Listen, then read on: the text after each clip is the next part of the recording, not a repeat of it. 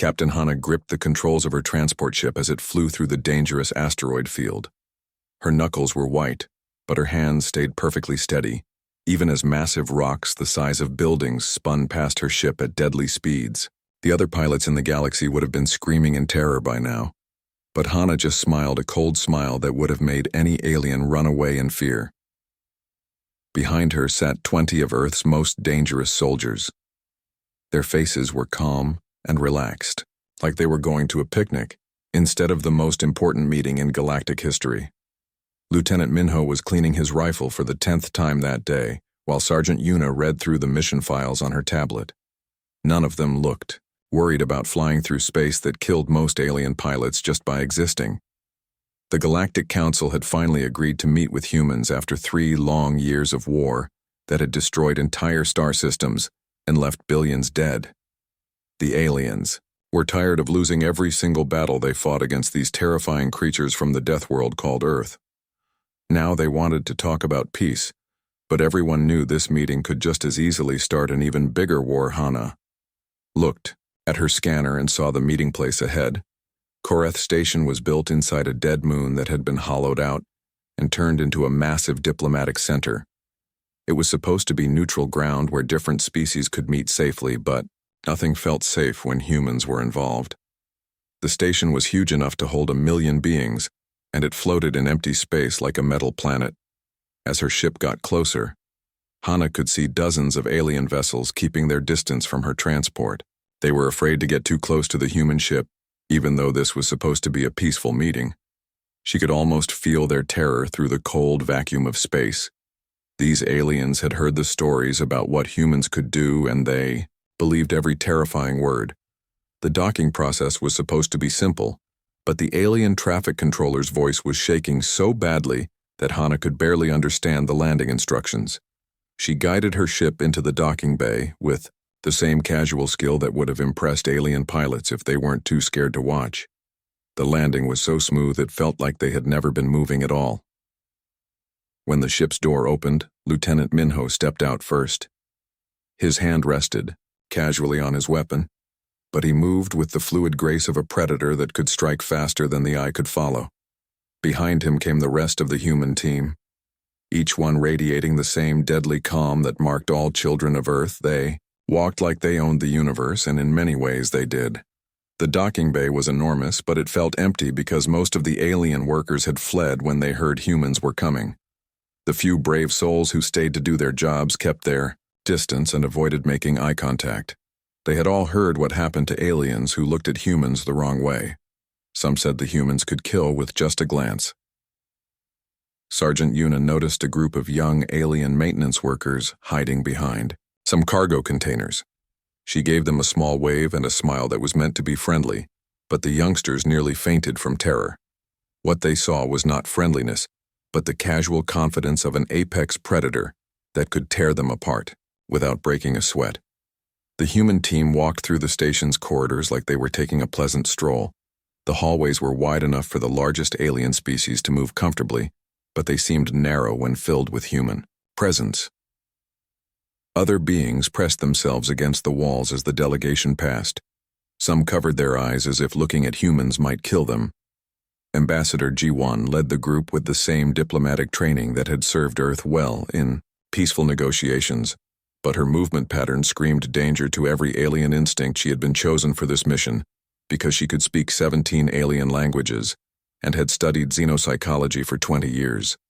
But more importantly, she could kill with her bare hands, and every alien could sense it. The station had been designed as a symbol of galactic peace and cooperation.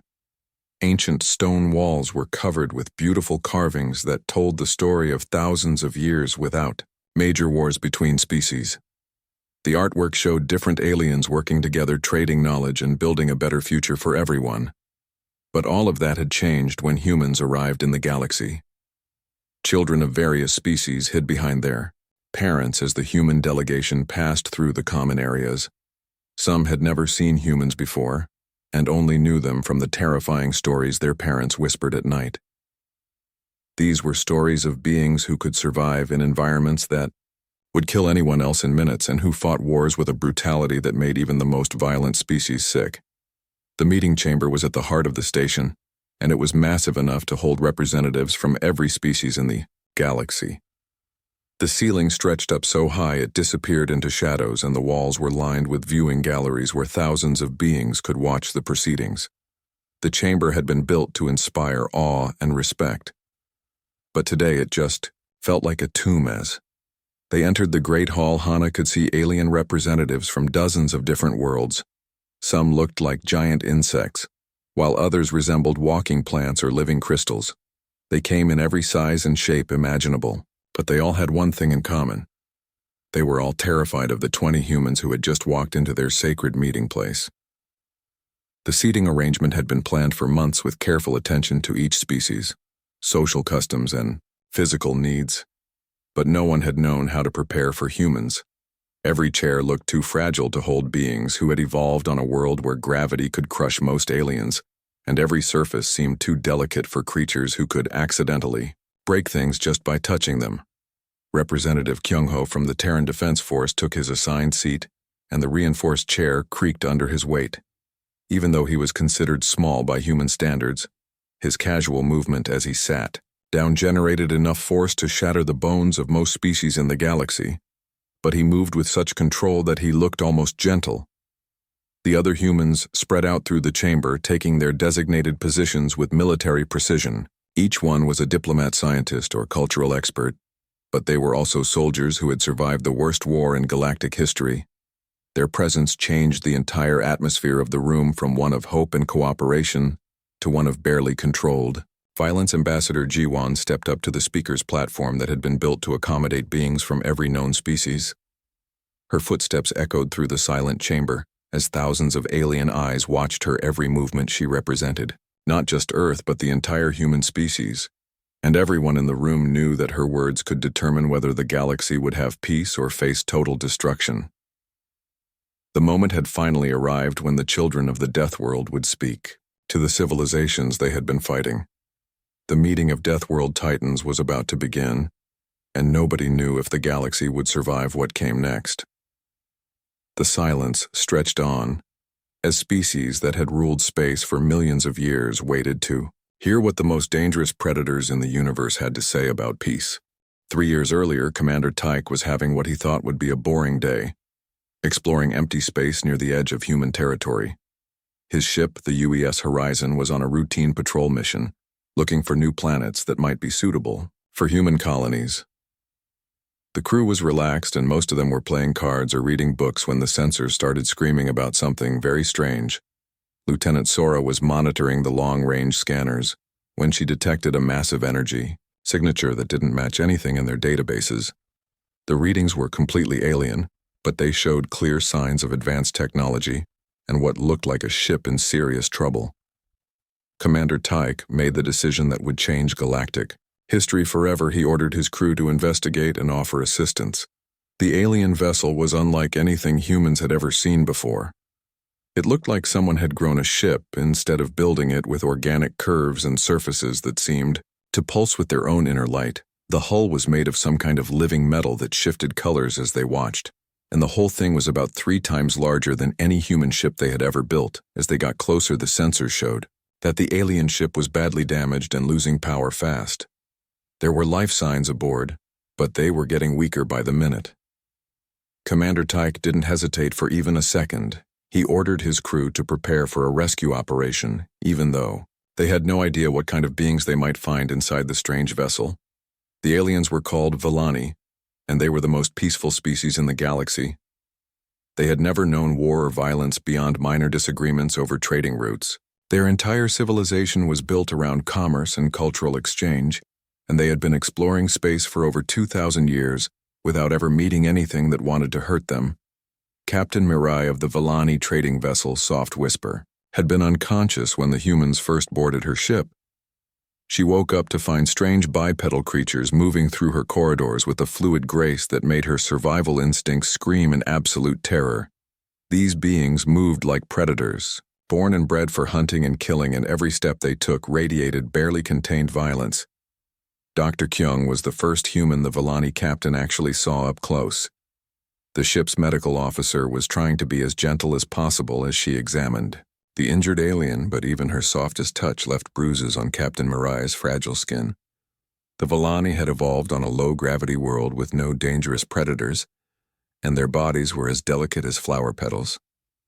What terrified Captain Mirai, even more than the human strength, was their eyes. Human eyes were the eyes of hunters that had spent millions of years tracking prey across dangerous landscapes. They moved constantly, scanning for threats and opportunities with an intelligence that was both brilliant and utterly ruthless. The Volani had never seen anything like them in all their travels. The human rescue team worked with mechanical efficiency that would have been impressive if it hadn't been so frightening. Sergeant Day secured the ship while Corporal June repaired the damaged systems and Private Yunbi helped evacuate the injured crew members. Each human seemed to know exactly what to do without needing orders, and they moved together like a pack of perfectly coordinated predators. Captain Mirai tried to thank Dr. Kyung for her help, but the human woman's smile was somehow more terrifying than her frown. The Volani could sense that this creature was capable of incredible violence, but was choosing to be helpful instead. It was like being rescued by a barely tamed monster that could decide to eat you at any moment. The situation became much worse when the pirates arrived. The Krellian raiders were the most feared criminals in that sector of space, and they specialized in attacking damaged vessels and selling the survivors into slavery. They had been tracking the Volani ship for days, waiting for it to become completely helpless before moving in for the kill, when the pirate ships appeared. On the sensors, Captain Mirai and her crew prepared to die. They knew the Krellians would torture them for information about other Volani trade routes before finally killing them. The pirates had done this hundreds of times before, and no one had ever been able to stop them. But they had never encountered humans before. Commander Tyke didn't even bother calling for backup when he saw the 3 pirate vessels approaching his position. He simply ordered his crew to battle stations and began planning their attack.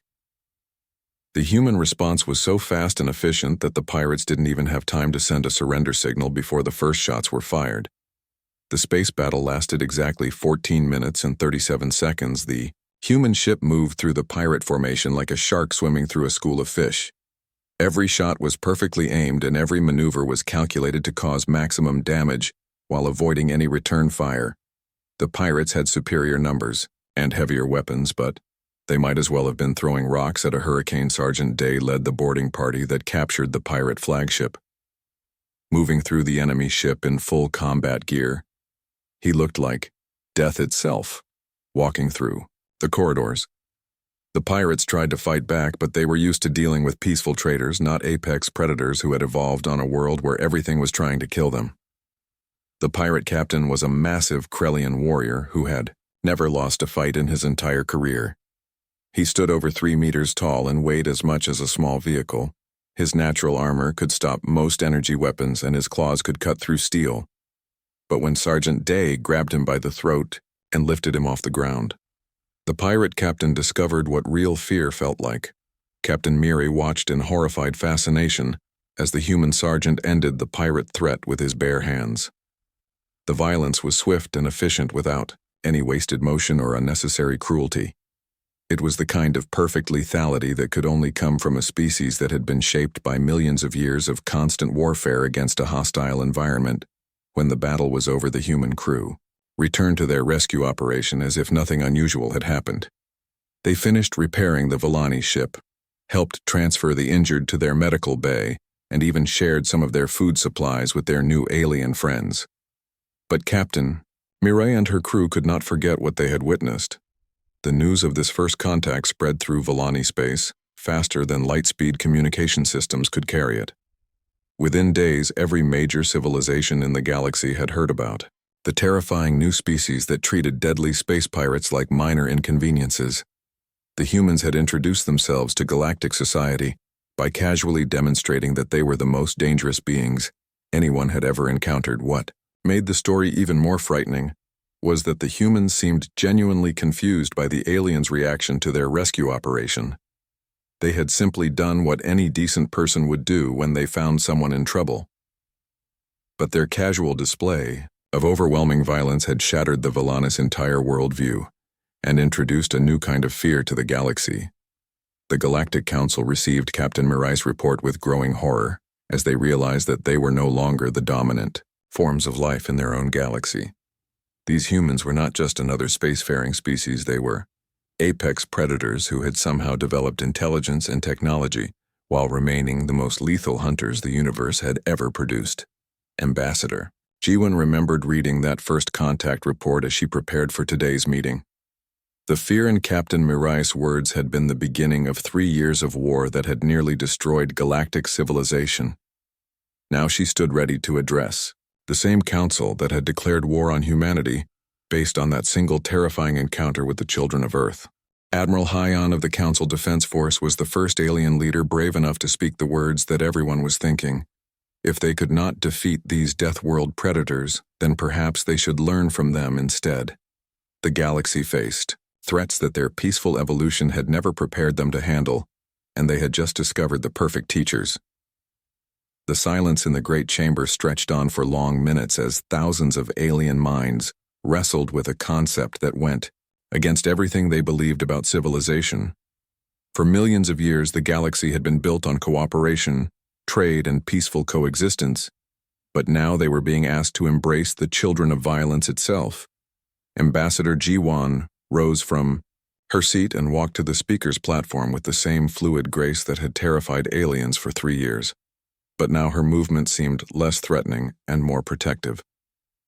She represented a species that had spent the last year learning that the galaxy contained wonders worth protecting from those who would destroy them.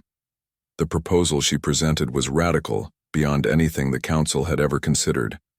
Instead of continuing a war that was destroying both sides, she suggested a new form of galactic civilization, one that acknowledged the reality of humanity's nature, while finding ways to channel their deadly gifts toward protection rather than conquest. The first test of this new alliance came sooner than anyone expected. Long-range sensors detected something that made even the humans pause in concern. A massive fleet was approaching from the void between galaxies, moving at speeds that should have been impossible, and broadcasting signals that spoke of hunger and endless consumption. The Devourers had consumed entire galaxies in their journey across the cosmic void. They were beings of pure malevolence that existed only to feed on the life force of other species. They had turned 1,000 civilizations into empty husks, and now they were coming for the Milky Way with appetites that could never be satisfied.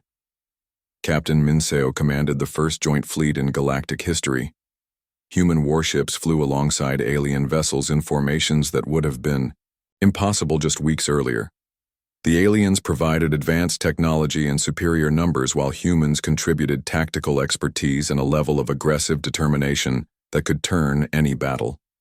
The enemy fleet was unlike anything either side had ever encountered. Ships that seemed to be made of living darkness swept through space like hungry shadows, while smaller craft that looked like metallic insects swarmed around them in numbers that blocked out the stars. The Devourers had perfected the art of warfare over millions of years.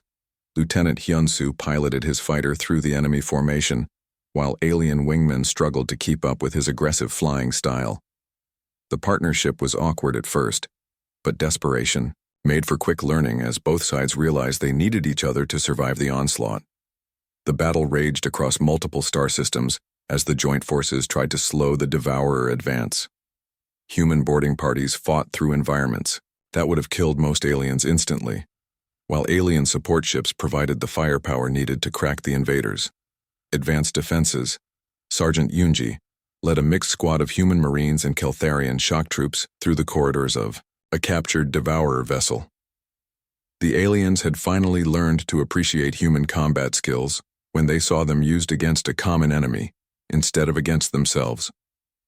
The fighting was unlike anything either side had experienced before. The Devourers were not just technologically advanced, they were also perfectly adapted for warfare in ways that made even humans look peaceful by comparison. Their very touch could drain the life from organic beings, while their weapons fired streams of pure entropy. Dr. Sujin worked alongside alien scientists to find weaknesses in Devourer technology. Her human intuition for finding tactical advantages combined with alien analytical skills to create breakthrough discoveries that neither side could have achieved alone. The partnership was proving more effective than anyone had dared hope. The turning point came when Captain Jaehyun discovered that the Devourers had a fatal weakness. They could not understand the concept of sacrifice for others. Their entire existence was based on self-preservation and consumption, so they could not predict or counter tactics that involved willing self-sacrifice. The final assault required everything both sides could bring to bear. Human assault ships carried alien scientists into the heart of the Devourer fleet, while alien capital ships provided covering fire that lit up entire sectors of space. The coordination was perfect, despite the fact that most of the participants had been mortal enemies just months before Commander Taman led the boarding party that reached the Devourer command ship. His team included warriors from a dozen different species, all working together to plant the quantum charges that would destroy the enemy fleet. The diversity that had once been a source of conflict had become their greatest strength. The explosion that followed could be seen from 50 light-years away, as the Devourer fleet was consumed by the same hungry darkness they had used to devour so many other civilizations. The threat that had consumed entire galaxies was finally stopped by an alliance that should never have been possible. When the battle was over, both sides understood that the galaxy had changed forever. The 3-year war between humans and the Council had been a brutal education for everyone involved, but it had also forged the strongest military alliance in cosmic history.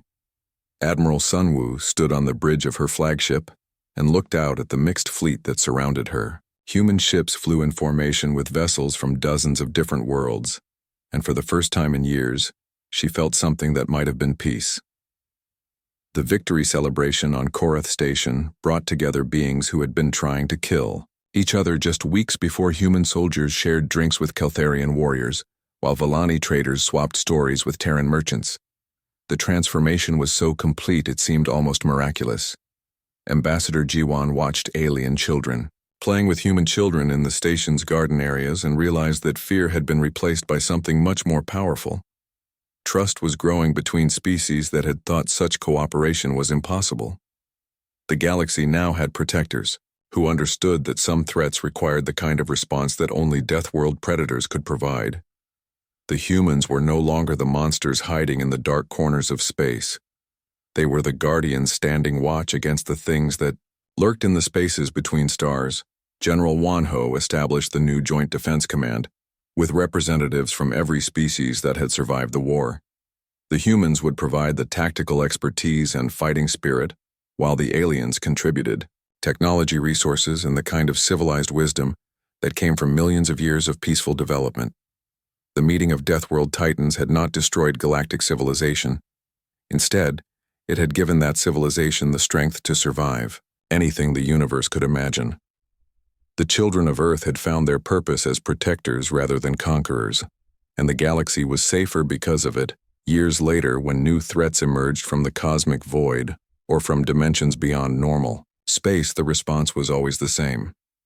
A joint fleet would assemble with human tactical brilliance supported by alien technology, and together they would face whatever darkness dared to threaten the worlds they had sworn to protect.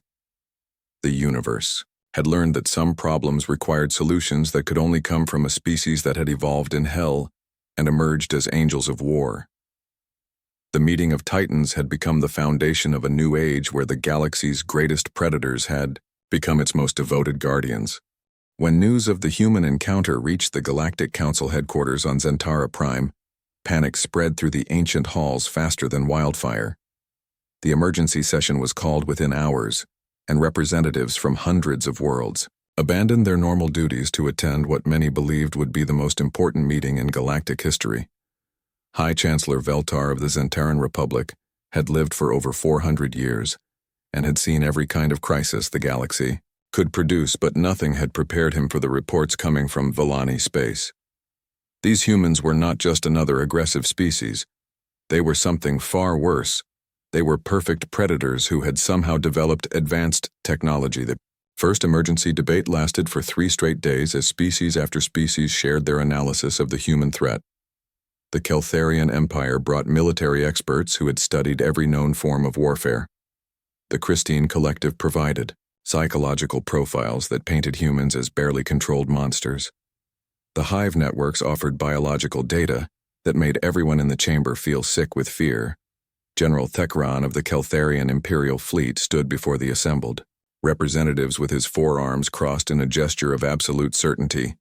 He had commanded fleets that conquered entire star systems, and his tactical genius was legendary throughout the galaxy. But when he spoke about the human threat, his voice shook with something no one had ever heard from him before. Genuine fear. The Keltharian analysis was simple and terrifying. Humans represented an existential threat to every form of life in the galaxy. They had evolved on a world so hostile that it had created the perfect killing machines disguised as intelligent beings. Their rescue of the Villani ship had been a demonstration of power that proved they could destroy any military force the galaxy could assemble. Dr. Yathara from the Peaceful Research Institute tried to argue for a diplomatic solution. She had spent her entire career studying aggressive species and finding ways to integrate them into galactic society. But even she had to admit that humans were unlike anything. In their databases, these beings had evolved past the point where normal diplomacy could work.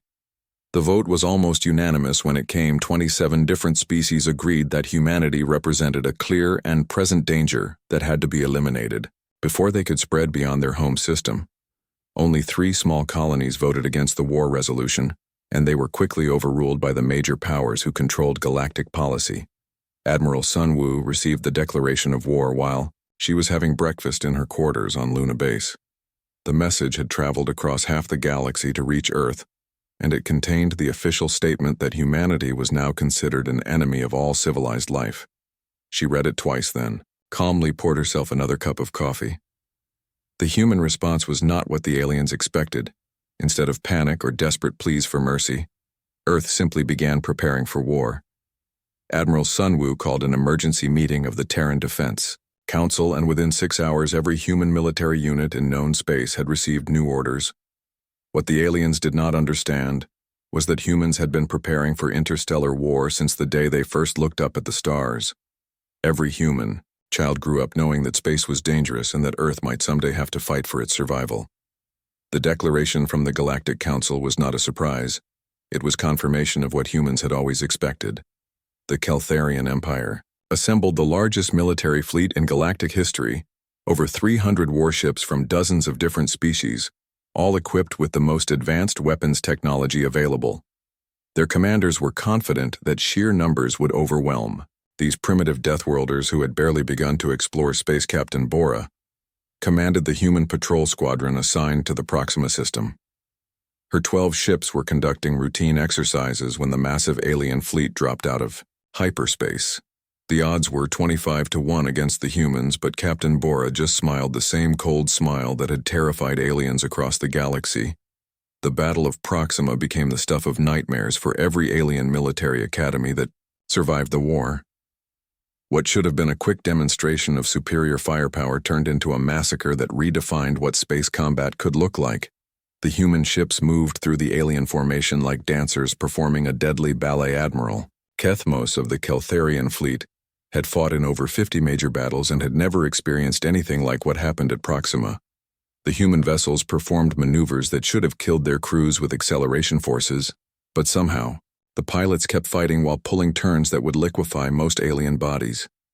The alien ships were larger and more heavily armed, but they had been designed by species that valued safety and crew comfort over combat effectiveness. Their weapons were powerful but slow to target, and their hulls were built to withstand accidents. Not the focused fury of predators bred for war. Human tactics made no sense to alien military minds. The Deathworld ships would accelerate directly toward enemy vessels, as if planning to ram them, then suddenly reverse course at the last second, while firing volleys of missiles that seemed to think for themselves. The coordination was so perfect, it looked like the 12 ships shared a single mind. Lieutenant Hosung piloted his fighter through the enemy formation, with the casual skill of someone who had learned to fly in asteroid fields and solar storms. His ship danced between alien weapons that moved too slowly to track him, while his own guns found weak points in enemy armor with surgical precision. The aliens tried every tactical formation in their databases, but nothing worked against opponents who fought like living weapons. The humans anticipated every move, countered every strategy, and seemed to know exactly where their enemies would be before the aliens knew it themselves. When the battle ended 6 hours later, the entire Keltharian fleet had been destroyed, while all 12 human ships were still operational. The wreckage field stretched across thousands of kilometers of space and contained the remains of what had been the most powerful military force the galaxy had ever assembled.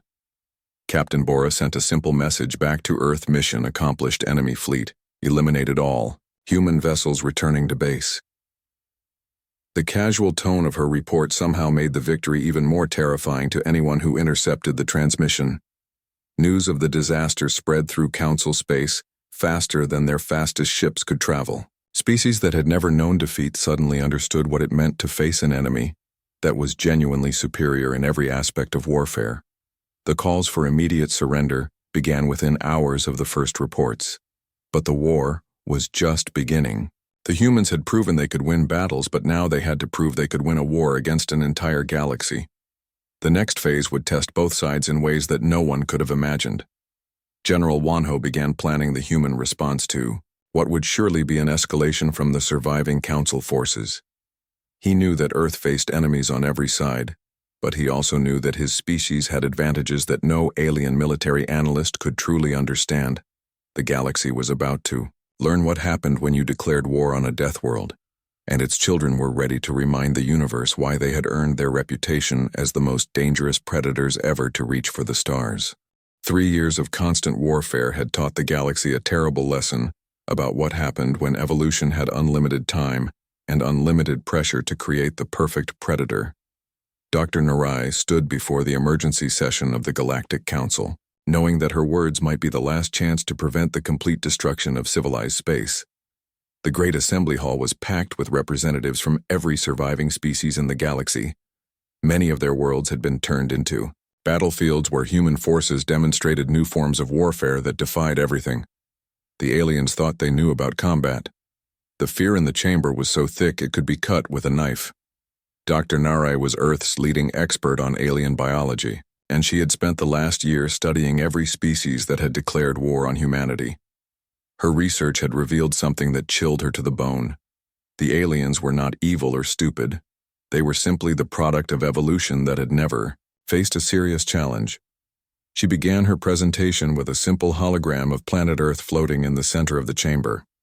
The blue and green world looked peaceful and beautiful from space, but Dr. Narai knew that appearances could be deceiving. This planet was a nightmare disguised as paradise, and it had created the most dangerous species the universe had ever seen.